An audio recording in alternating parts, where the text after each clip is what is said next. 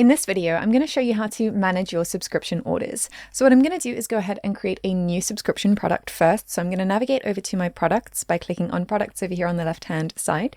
Then I'm going to create a new product. So I'm going to click add product. I'm going to call this my subscription. And then I'm going to make this a $500 price tag. And then this is a subscription and we'll have an interval of 1 month. I'm going to keep that all very basic. And then I'm just going to go ahead and hit save.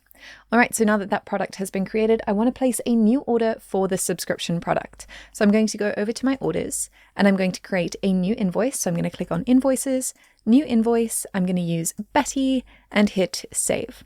So now I want to add that subscription product. So again, adding that product, finding my subscription product, there it is, hitting save. And then I'm just going to collect the payment and place the order for this product. So again, creating that order.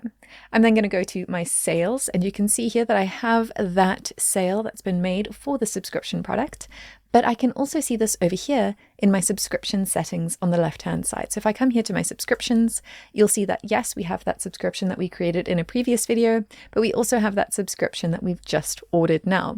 So if I click into that, you'll see that I'm able to manage all of the settings for the subscription product here in this order. So I can even customize the pricing and interval for the subscription by simply clicking on the number over here. I can also change the status from active to cancelled, completed, paused, pending, whatever it is that you want to change it to. You can also choose to limit the subscription or not, and you can see when the next repeat date is going to be. You can also edit that repeat date as well. So those are all of the things that you can manage within the subscription order. And if I navigate back here to my subscription section, you'll be able to see when the next run is going to be. And it's going to be at midnight, depending on your time. This is set to UTC. So this is going to run at midnight in UTC.